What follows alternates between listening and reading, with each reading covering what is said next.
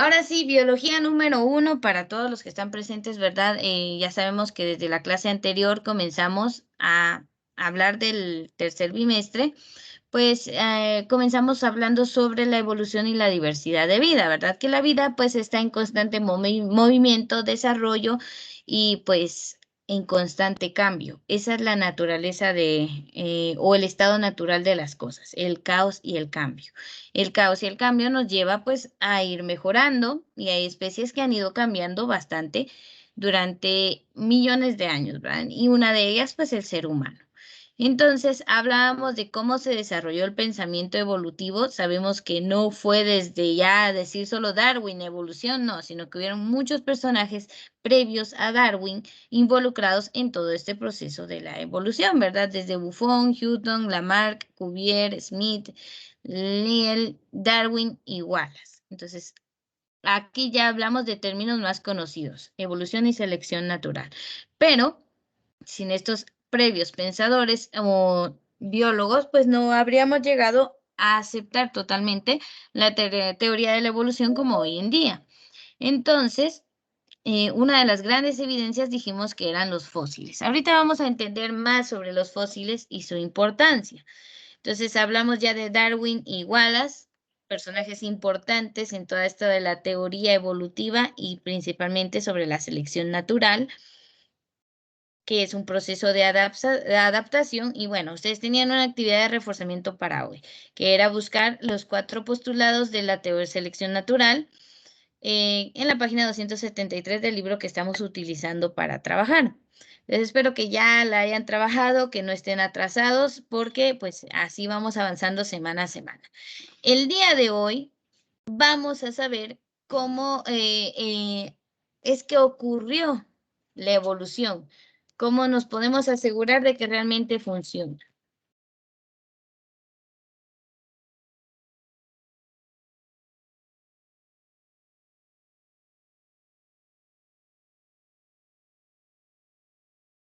Muy bien, entonces aquí está.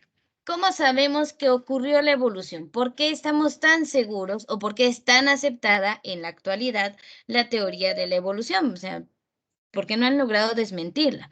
Y bueno, en la actualidad es una realidad. Todos sabemos que la evolución es real. ¿Cómo lo sabemos? Pues hay un conjunto abrumador de datos que respalda esta conclusión de que la evolución realmente existió. Entonces, las líneas fundamentales de prueba proceden de los fósiles. Entonces, los fósiles son la principal evidencia de la evolución.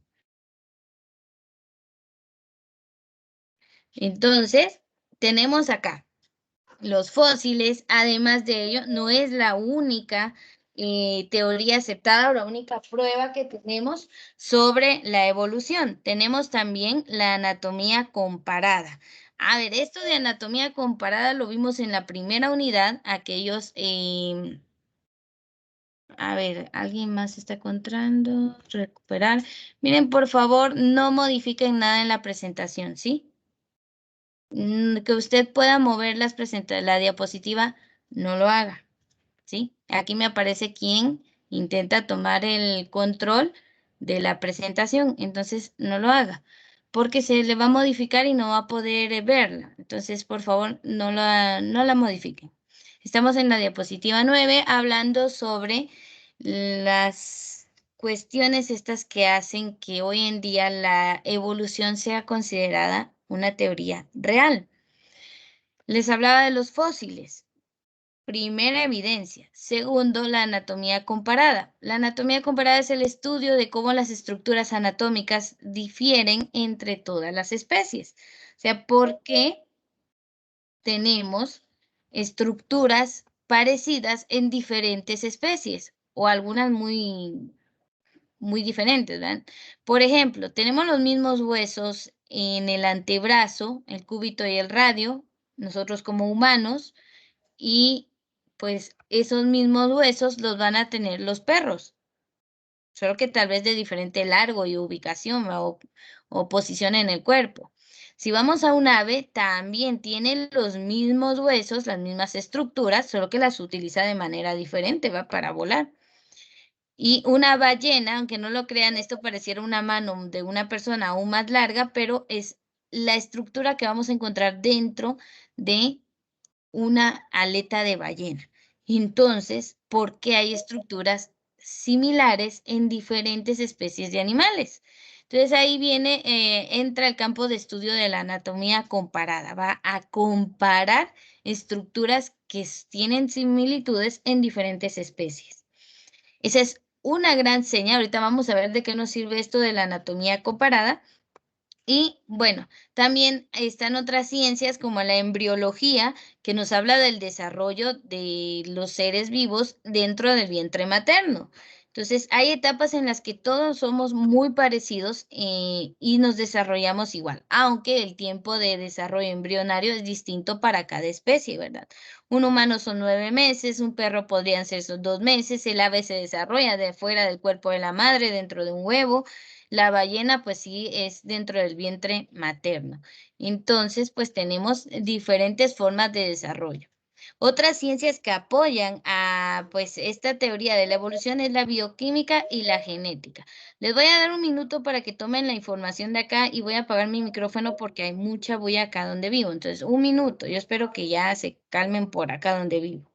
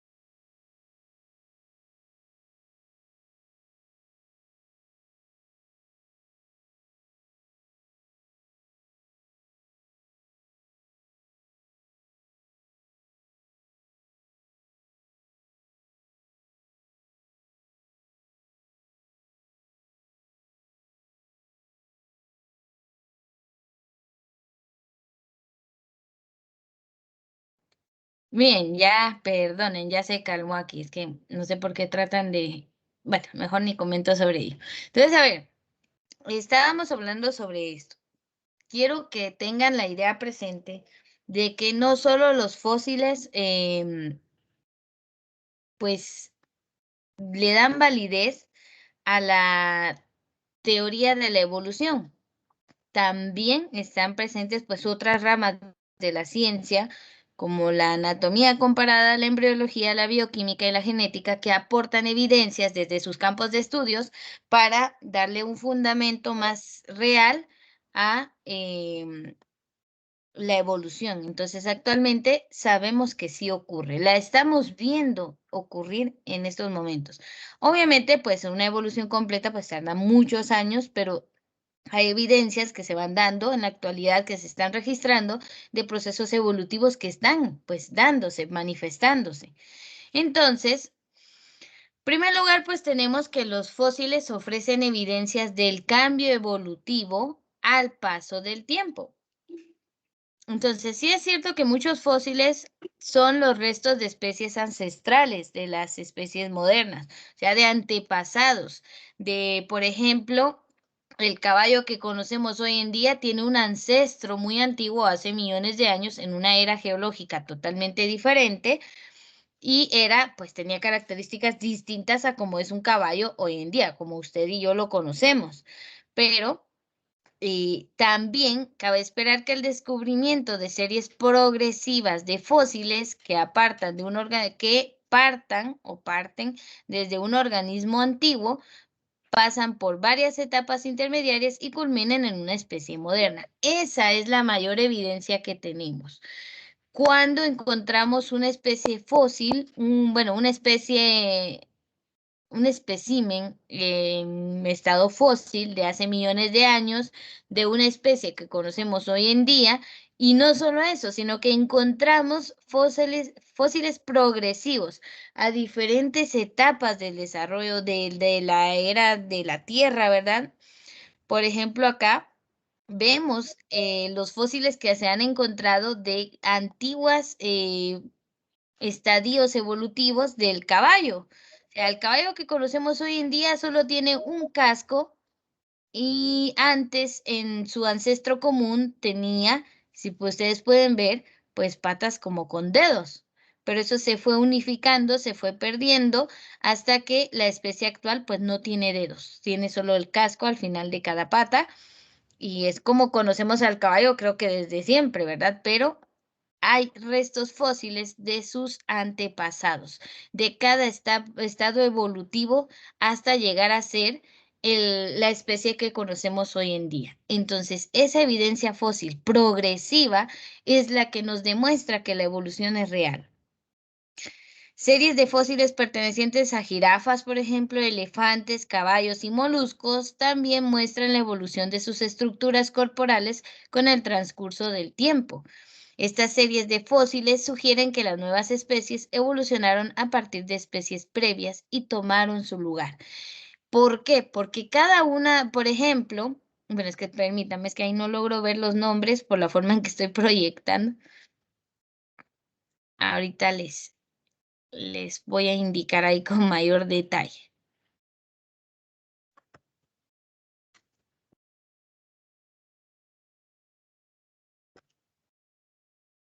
Muy bien.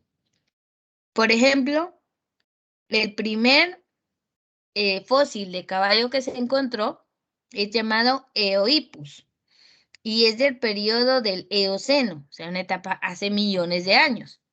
Si ustedes observan a la par, pues bueno, tenemos que era una especie bastante pequeña y tenía 4 dedos, con uno de mayor tamaño en sus patas. Esa era la evidencia, ese es el antepasado de los caballos. Luego, en el periodo del Oligoceno, ya no se encuentra igual. Los fósiles de caballos que se encuentran de esa época son diferentes. Ya no tienen 4 dedos, solamente tienen 3. Y se les llamó Mesohippus. Luego, si vamos a fósiles de caballo encontrados en el Mioceno, que es otra etapa de pues, la vida de la Tierra, ya vemos que esos 2 dedos que tiene laterales se van haciendo más pequeños. ¿Por qué? Porque los está perdiendo. Las especies esa especie estaba evolucionando y va perdiendo estructuras corporales que no le servían. Entonces, el Merysippus ya tiene esos 2 dedos laterales, pues de menor tamaño. En el periodo del Plioceno, ya encontramos al Pliohippus, que ya se parece más al caballo actual. Y si ustedes pueden ver, estos ya no tenían esos dedos laterales, los han perdido totalmente. Y el Equus, que es desde el Pleistoceno, tenemos al caballo moderno, ¿verdad? Tal y como lo conocemos el día de hoy, que el casco pues ha ido tomando una forma ya definitiva y ya no hay evidencia ni signos de los dedos que antes tuvo. Entonces, es una especie que durante millones de años fue cambiando y de las que tenemos la secuencia de fósiles completa. No está ahí el famoso eslabón perdido que dicen de la evolución del hombre. No, aquí en la que es el caballo, la jirafa y el elefante tenemos la secuencia de fósiles completa. Entonces, esa nos da una gran evidencia de que la evolución es real, de que de un antepasado previo, los caballos han ido evolucionando hasta ser la especie de hoy en día. Entonces, hoy en día no encontramos ningún caballo con dedos, solo con cascos. Entonces, ¿por qué? Porque cada cambio que iba teniendo iba sustituyendo a los anteriores. Cada vez nacían más especímenes con ese cambio y finalmente se iba perdiendo pues la especie anterior como era, ¿verdad? Porque se van actualizando más, no actualizando, sino adaptando a los cambios cada espécimen nuevo.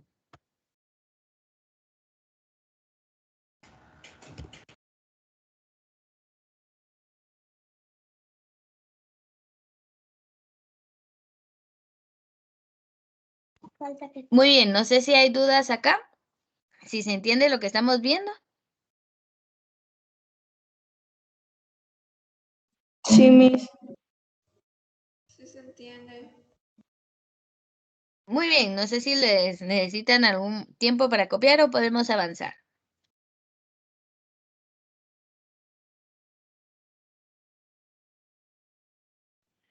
Muy bien, como no hay respuesta, asumo que podemos avanzar. Entonces vamos a hablar de la anatomía comparada. Ya hablamos de los fósiles, ¿verdad? Que esas secuencias de fósiles pues nos ayudan a distinguir pues los estadios evolutivos de todas las especies hasta llegar al momento en que estamos actualmente. Obviamente no todas las especies se han encontrado los fósiles. Entonces veamos. La anatomía comparada pues nos habla de, o nos ofrece evidencia de la descendencia con modificación. Entonces, por ejemplo, así como vimos que el caballo tenía pues un ancestro a un antepasado, puede ser que ese antepasado más antiguo diera origen a dos especies actuales. O sea, que cambiara de una forma y viniera esa línea evolutiva hasta el caballo de hoy en día, pero también puede ser que haya evolucionado otra línea hacia las cebras actualmente, por ejemplo. Entonces encontramos que cebras y caballos tienen muchas similitudes gracias a un ancestro común que dio origen a dos especies diferentes. Eso se puede dar. Como existe el ancestro común y toda esta teoría, pues entra en acción ramas de la ciencia como la anatomía comparada. Entonces, la anatomía comparada va a comparar, como su nombre lo dice, es la comparación de los cuerpos de organismos de distintas especies que pueden revelar semejanzas que solo se explican mediante ancestros compartidos. Ahí viene del ancestro común. ¿Por qué?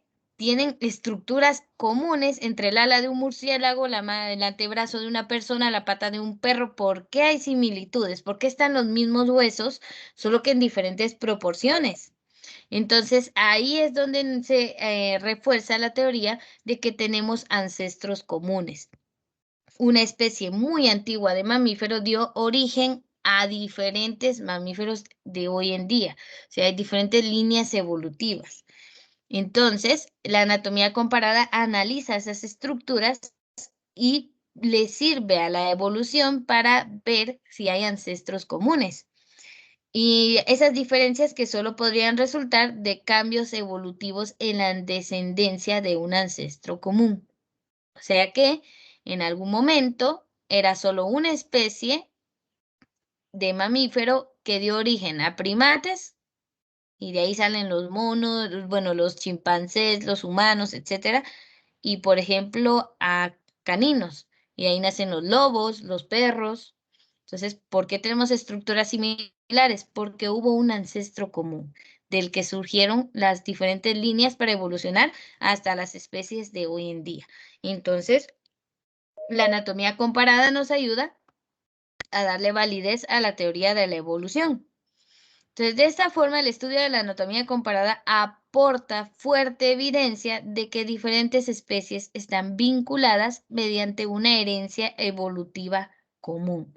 Procedemos, todos los mamíferos, o en su mayoría, pues proceden de un ancestro común, del primer mamífero, que pues fue evolucionando, fue cambiando y dando origen a diferentes líneas de evolución que desencadenaron a muchas especies de mamíferos. Entonces, por eso hay estructuras homólogas. Ese término le va a servir. Estructuras homólogas son estructuras que se encuentran similares en diferentes especies, que compartimos con otras especies. Va. Un minuto si va a tomar nota. En esto soluciono aquí lo de una alumna que no logra ingresar. Señor, ¿podría volver a repetir?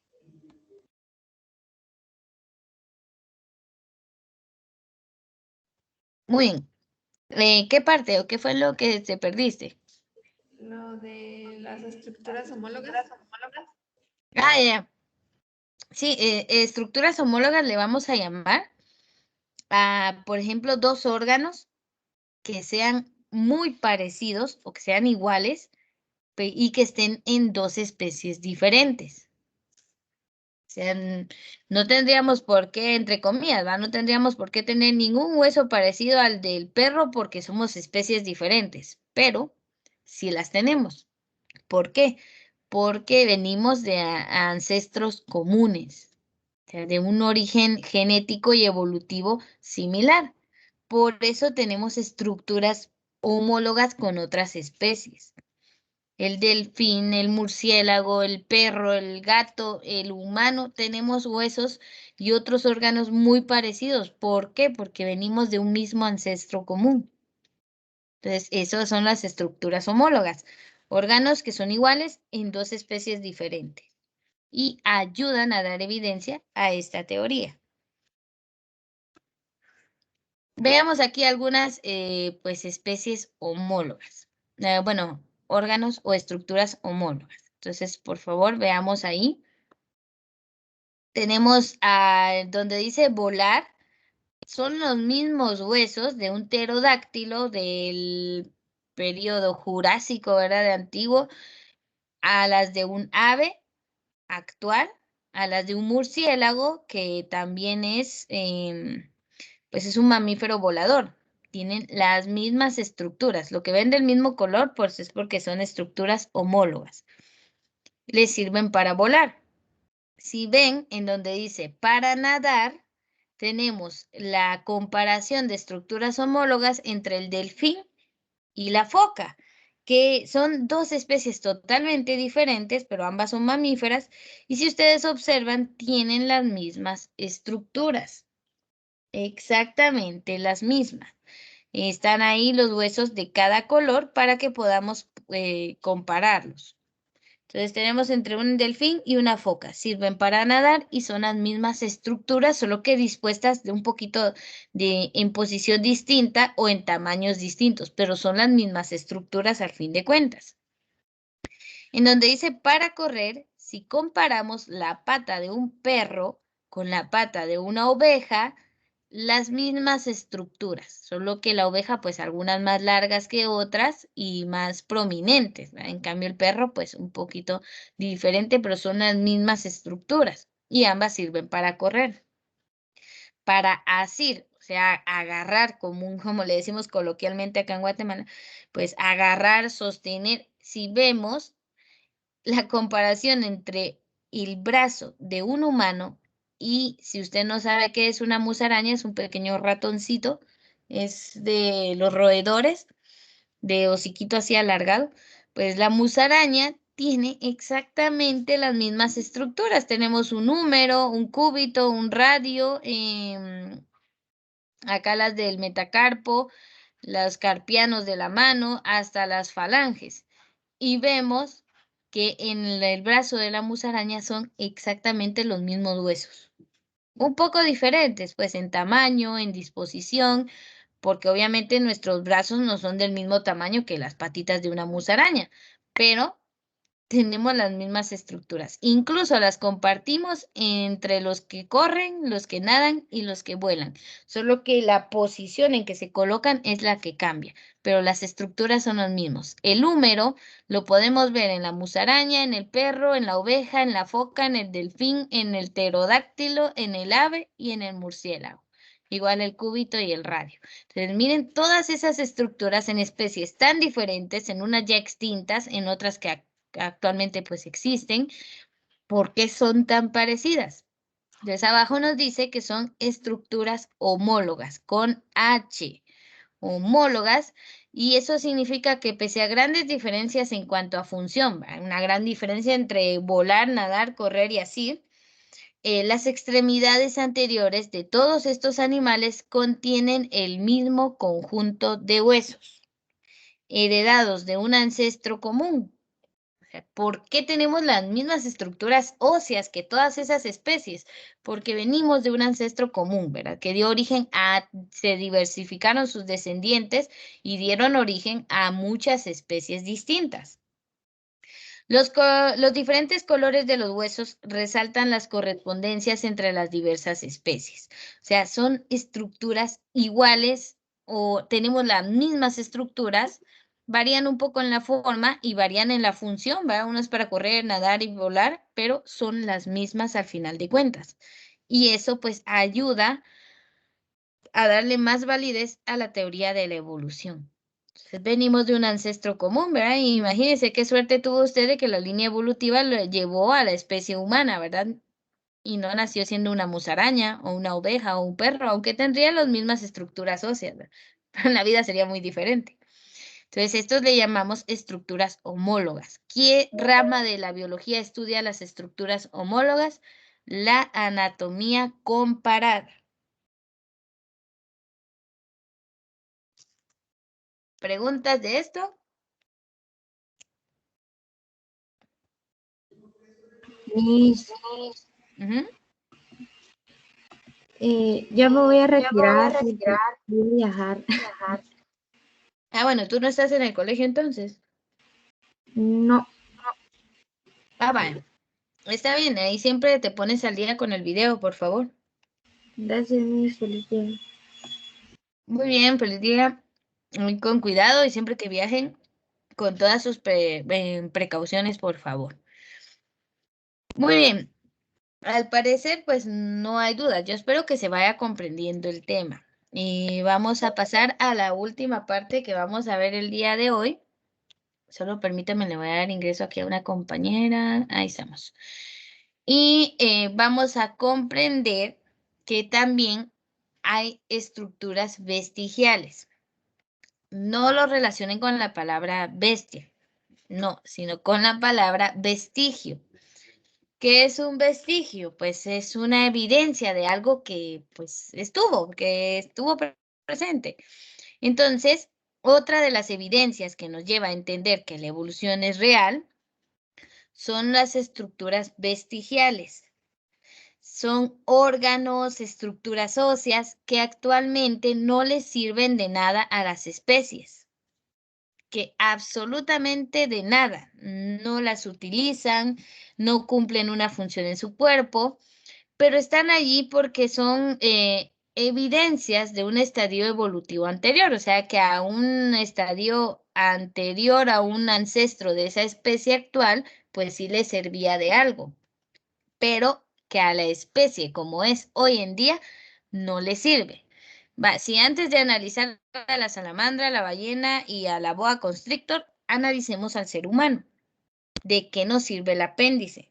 No nos sirve absolutamente de nada. Más bien, se infecta en una apendicitis y nos lo tienen que quitar. Entonces, es un signo vestigial de cuando nuestra alimentación era diferente y necesitábamos al apéndice para poder triturar allí. Bueno, se guardaban pues semillas, piedrecillas y eso ayudaba a triturar ciertos alimentos. Actualmente eso no ocurre y más bien nos causa más problemas porque tantas personas con apendicitis le quitan el apéndice y pueden vivir normalmente sin él. Es porque es una estructura vestigial, algo que está allí solo porque antes nos servía como especie, pero hoy en día ya no nos sirve. Pero pues sigue apareciendo en los humanos. En algún momento de la evolución ya no tendremos apéndice, porque no nos sirve. Uno. Dos, también hay estudios que dicen que aquí a unos miles de años o millones, ¿verdad? Los seres humanos ya no van a tener los dedos de los pies separados, sino que van a ser unificados. ¿Por qué? Porque nos estamos acostumbrando a utilizar zapatos. Entonces ya no necesitamos el aporte que daban los pies antes de sostén o agarrarse. Incluso hemos perdido habilidad que teníamos, como por ejemplo, si usted ve un chimpancé, puede agarrar un par de naranjas con los pies, o bueno, con las patas inferiores. Pero nosotros no podemos hacerlo porque hemos perdido habilidades porque desde hace cientos de años usamos zapatos. Entonces se cree que en un futuro ya no tendremos los dedos separados. Adiós a las sandalias esas de meter el dedo en medio. Ahí no, eso ya no. Entonces, eso va a ser aquí a muchos millones de años, ¿va? Igual nos dicen que vamos a perder el cabello, que ya no cumple ninguna función, ¿va? Pero qué bueno que en este siglo todavía tenemos cabello, ¿verdad? Pero posiblemente nuestra descendencia aquí a millones de años no tengan cabello, no tengan separados los dedos y un montón de cosas más.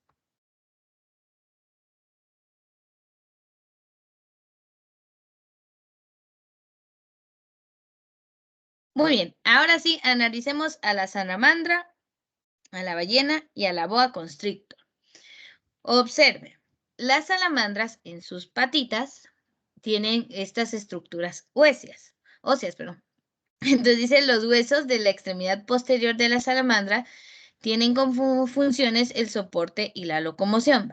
Eso a ella sí le sirve, porque le sirve para moverse. Entonces tiene patitas, las usa. Si vemos a la ballena, en el inciso B, tiene estructuras óseas como patas traseras, pero a ella no le sirven. Igual la boa constrictor tiene estructuras óseas que dejan constancia de que antes tuvieron patas. Y esta evidencia vestigial la podemos ver en muchos tipos de serpientes, que tienen evidencia de que antes tenían patas, pero ahora ya no. Entonces todavía tienen estructuras óseas que son vestigiales, indicios de que antes tuvieron patas. Las ballenas pues posiblemente tuvieron patas atrás u otras aletas, y las boas pues tuvieron patas, pero actualmente ya no las tienen. Entonces, esta estructura de estos huesos vestigiales es similar a los huesos de la salamandra, o sea, de sus patitas posteriores, pero no desempeñan ninguna función, están de más, son extras. Evidencias que han ido quedando, pero que genéticamente aún no se han quitado esas especies. Los tres animales heredaron los huesos de un ancestro común, o sea que la salamandra, la ballena y la boa constrictor vienen de un mismo ancestro. Por eso tienen esas estructuras.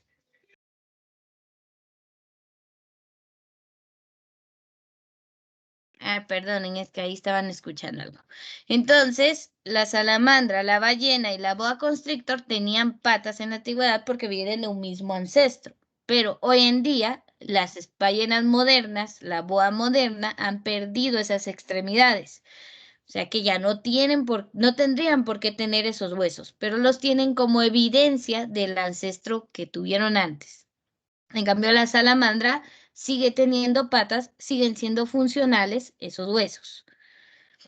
Veamos entonces, abajo nos dice que las estructuras vestigiales las vamos a encontrar en muchos organismos, o sea, muchos organismos las poseen y no tienen una función evidente. La salamandra, la ballena y la boa heredaron los huesos de las extremidades posteriores de un ancestro común. Dichos huesos todavía desempeñan una función en la salamandra, pero son vestigiales en la ballena y en la serpiente. Quiere decir que solamente están allí porque alguna vez le funcionó, pero actualmente ya no. Es como las muelas del juicio. A ver. Muchos adultos todavía tenemos las muelas del juicio. Son las últimas que le salen a uno ya en la adultez y que duele un montón cuando salen. Esas son signos vestigiales. ¿Por qué? Porque antes el ser humano tenía la mandíbula más prominente y servía porque comíamos carne cruda, ¿verdad? Y nuestra alimentación era diferente. Actualmente nuestros alimentos son cocidos, hasta la carne es cocinada, entonces no necesitamos mandíbulas tan poderosas. Viene ahí que las muelas del juicio ya no tienen función y hay muchas personas que su genética pues les favorece y ya nacen sin las muelas del juicio, nunca les salen en su vida. Se podría decir que evolutivamente están un paso más adelante de las que todavía no salen pues las muelas del juicio. Aquí a miles de años o millones, ningún ser humano las va a tener. Se van a ir perdiendo. O sea que hay signos vestigiales incluso en nosotros los humanos. Órganos que no tienen función, pero que siguen apareciendo porque son vestigios de otros estadios evolutivos. Entonces yo espero que se entienda esto. Vimos tres evidencias de la evolución: los fósiles, las secuencias de fósiles, la anatomía comparada y los signos vestigiales que han quedado, ¿verdad? Como colitas genéticas que no se pueden quitar todavía, pero que con el paso de los años se van a eliminar. Entonces, espero que se haya comprendido. Si hay dudas, que las realicen. Y lo último que nos queda es ver su actividad de reforzamiento número 2. Van a investigar.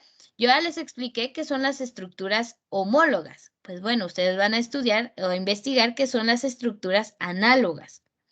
y sus diferencias evolutivas con las estructuras homólogas vistas en clase. O sea, lo que vimos hoy, van a investigar qué son las estructuras análogas y luego me van a escribir qué diferencias se encuentran entre ambas. Pueden hacer un cuadro comparativo, sirve mucho para comparar similitudes y diferencias entre estructuras análogas y estructuras homólogas. Esa es su actividad de reforzamiento y por el día de hoy aquí terminamos la clase de biología.